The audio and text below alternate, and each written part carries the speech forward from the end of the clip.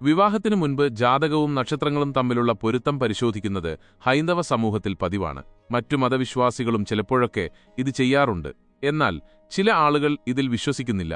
എങ്കിലും വേദജ്യോതിഷം പറയുന്നത് ജാതകപ്പൊരുത്തത്തിൽ സത്യമുണ്ടെന്നാണ്. വിവാഹശേഷം സന്തോഷകരവും സമാധാനപരവുമായ ജീവിതം നയിക്കുന്നവരും ദിവസങ്ങൾക്കുള്ളിൽ ദാമ്പത്യം അവസാനിക്കുന്നവരുമുണ്ട്. ഇതെല്ലാം നക്ഷത്രപ്പൊരുത്തത്തിലൂടെ കണ്ടെത്താൻ സാധിക്കും. ദീർഘമായ ദാമ്പത്യ ജീവിതം ആഗ്രഹിക്കുന്നുണ്ടെങ്കിൽ വിവാഹത്തിനു മുൻപ് ജാതകപ്പൊരുത്തം പരിശോധിക്കുന്നത് ഉചിതമാണ് എന്ന് ജ്യോതിഷം നിർദ്ദേശിക്കുന്നു. വെറും നക്ഷത്രപ്പൊരുത്തം മാത്രം നോക്കി വിവാഹമുറപ്പിക്കുന്നത് ശരിയായ രീതിയല്ല. നക്ഷത്രപ്പൊരുത്തത്തിനു ശേഷം ജാതകപ്പൊരുത്തം കൂടി പരിശോധിക്കണം. കാരണം വിവാഹമുൾപ്പെടെയുള്ള ഒരു വ്യക്തിയുടെ ജീവിതത്തിലെ പ്രധാനപ്പെട്ട കാര്യങ്ങൾ അവരുടെ ജാതകത്തിലൂടെ മനസ്സിലാക്കാൻ സാധിക്കും. അതിനനുസരിച്ച് അനുയോജ്യമായ പങ്കാളിയെ കണ്ടെത്താൻ കഴിയും. ചൊവ്വാദോഷം, ദശാസന്ധി, പാപസാമ്യം തുടങ്ങിയ പല കാര്യങ്ങളും വിവാഹപ്പൊരുത്തം നോക്കുമ്പോൾ പരിഗണിക്കേണ്ടതാണ്.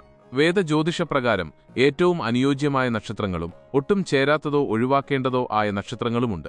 നക്ഷത്രപ്പൊരുത്തം പരിശോധിക്കുമ്പോൾ ഉത്തമം, മധ്യമം, അധമം എന്നിങ്ങനെ 3 തരത്തിലുള്ള ഫലങ്ങൾ ലഭിക്കും. ഇതിൽ ഉത്തമമാണ് ഏറ്റവും മികച്ചത്.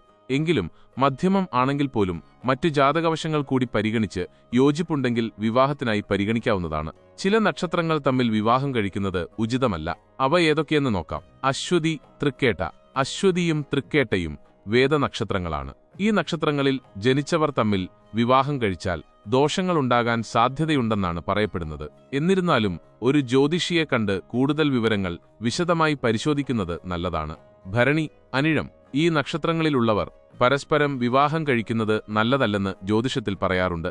വിശാഖം, കാർത്തിക നക്ഷത്രങ്ങളിൽ ജനിച്ചവർ വിവാഹം കഴിച്ചാൽ പ്രതിസന്ധികൾ വർദ്ധിക്കാനും പരസ്പരം ഭാരമായി മാറാനും സാധ്യതയുണ്ടെന്ന് പറയപ്പെടുന്നു. ചോതിയും രോഹിണിയും വിവാഹത്തിലെ ജ്യോതിഷപരമായ പരിഗണനകൾ.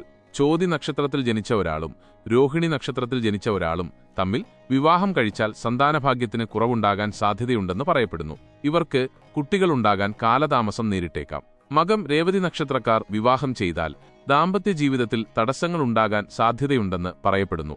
അത്തം, ചതയം, ഉത്രം, പൂരുരുട്ടാതി എന്നീ നക്ഷത്രങ്ങളിൽ ജനിച്ചവർ പരസ്പരം വിവാഹം കഴിക്കുന്നത് ജീവിതത്തിൽ വളർച്ചയില്ലാത്ത അവസ്ഥയിലേക്ക് നയിക്കും. ഇവർക്കിടയിൽ നിരന്തരമായ കുറ്റപ്പെടുത്തലുകളും വഴക്കുകളും ഉണ്ടാകാൻ സാധ്യതയുണ്ട്. അതിനാൽ ദാമ്പത്യ ജീവിതത്തിൽ സന്തോഷം കുറയാൻ സാധ്യതയുണ്ട്. ജ്യോതിഷപ്രകാരം ചില നക്ഷത്രങ്ങൾ തമ്മിൽ ചേരുമ്പോൾ മധ്യമരഞ്ച് ദോഷമുണ്ടാകാൻ സാധ്യതയുണ്ട്.